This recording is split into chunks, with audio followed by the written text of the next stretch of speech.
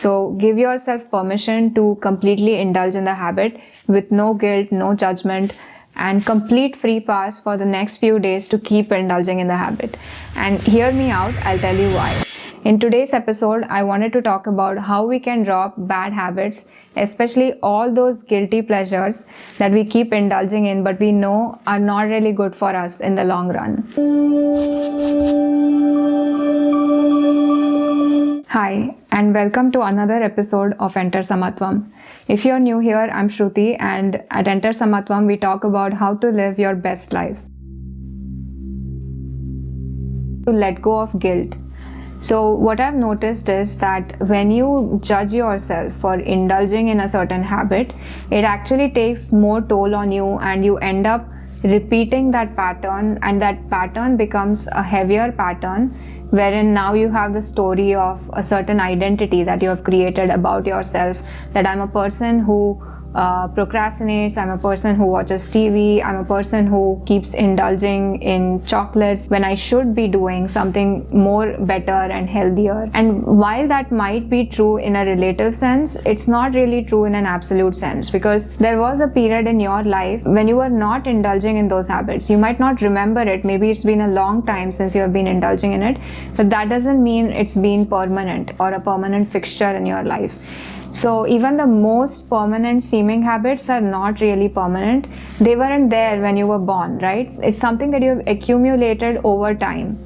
And it's just a matter of reframing your relationship with your self-image or identity so you can redefine it in a way where certain activities are no longer a part of it, but without bringing in aversion or judgment or guilt into the picture, because that is still just creating a new identity, but with now a heavier dialogue, which is a dialogue that makes you feel worse and even indulging in the habit itself. So drop all thoughts that say that you don't have willpower, you have a lack of self-control, etc., because you do have that. It's just locked underneath all these narratives that you have been paying attention to, and that has been making the problem worse than it is. Every time you indulge in the habit, just notice how it feels. How does the temptation feel in the body? Like the temptation to indulge in an unhealthy snack, how does that actually look within your body? Like maybe if you're able to bring in awareness right before you indulge in it, just taking few seconds to notice, how is this urge feeling in my body? Like what sensations am I getting? Maybe you want to watch TV. You want to break away from it, but you don't know how. So in that case, just notice that urge to watch TV. What does the urge look like? Which sensation is coming up? Like, do I feel a lightness in my heart, or maybe there is like a feel-good feeling in the stomach? The dopamine release really showing up in different sensations that you're feeling. Just observe that and pay attention to it, and try to get comfortable with that sensation as much as you can. So each time that sensation shows up, see if you can get comfortable with it, and if you are able to resist the temptation to act on it or react to it, and just continue to be in that space where you're observing that sensation and the depth of that sensation and how it really feels at the core. So you're focusing your attention completely on that sensation, so you can see if you're able to withstand that sensation without giving into it. So that is the power of awareness. As you do this over time, it eventually dissolves your reactivity to that sensation. But this does require some discipline in the beginning to just bring in like few seconds of awareness right before you indulge in the habit. And you don't have to stop doing this immediately. You allow yourself to indulge in it a few times and use each time to notice how you're feeling within the body. Try doing something opposite, or try doing the thing that you are resistant towards just for a few minutes, and you can trick your mind in taking action towards this. And this is how. Every time you feel the urge, you can tell your mind that, hey, you know what? Let me just try reading a book for 5 minutes. I'm just going to read it for 5 minutes, because as soon as I read it, I'll feel so good afterwards. that I've done what I've supposed to do. Even if it's for 5 minutes, at least I showed up and I did it, right? So let me try doing it for just 5 minutes, and then when I go and indulge in watching TV, I'll feel even more better. So you can trick your mind this way, and you can try and do the habit that you're supposed to be doing. You can try the good habit for just 5 minutes or 2 minutes. Even if it's 1 minute, you can try and do that. Because as soon as you go and attempt to do it for 1 or 2 minutes, you will see that you will be able to continue for 10 plus minutes for sure. And when you start taking action that way, slowly it becomes easier to do it for longer periods of time and push the bad habit to a later point. So you're basically building the habit of delayed gratification. And this way you're able to replace the bad habit with something good. And one other thing that you could try is finding an activity that is very interesting to you, which is also good for you in some way.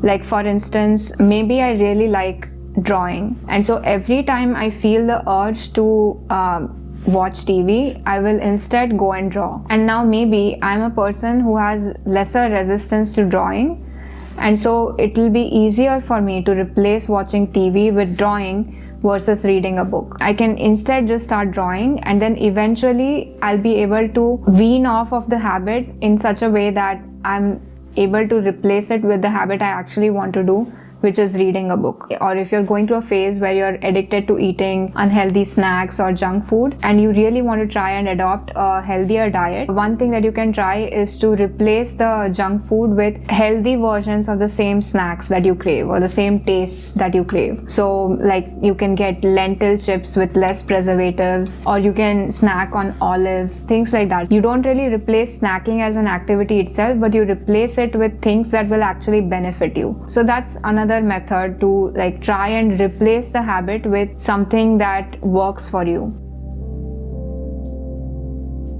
Another practice that you can try is giving yourself a free pass. One way to reduce interest dramatically is to keep indulging in it for a few days. So give yourself permission to completely indulge in the habit with no guilt, no judgment, and complete free pass for the next few days to keep indulging in the habit. It's easier sometimes to let go of a habit when you do it enough times that you get bored of it.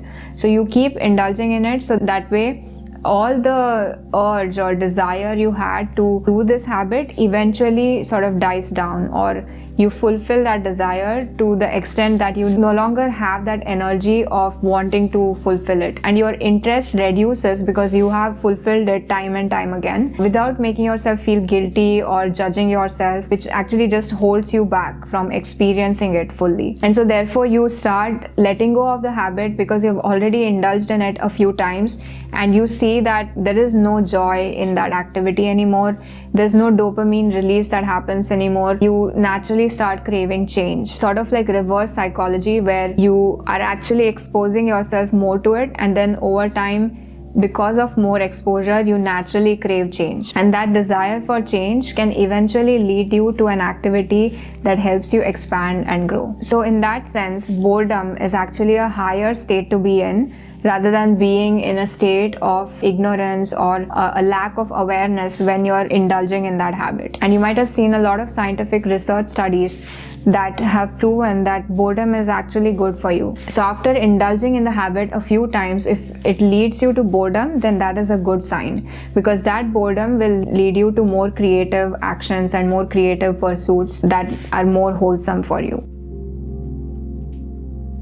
So this practice can also be called as the way of acceptance, because paradoxically, when you start accepting a bad habit or what you view as a bad habit, what you shouldn't be doing, you start seeing through it. Like you see through the mental narrative behind it, like the self-image or identity that you've created around it. And you start being able to notice that every habit has both good and bad sides to it. Answer is not to label something as a bad habit or a good habit, but to notice that if you change your relationship with habits in general, it becomes easier to let them go, which is by accepting how it shows up for you or how it has showed up for you in your life without really indulging in aversion towards it. I hope those tips were useful and that you take away something beneficial out of it. If you try any of these practices, do let me know what your experience is and type your experience down in the comments below. Thank you guys for watching this video, and I'll see you guys in the next one.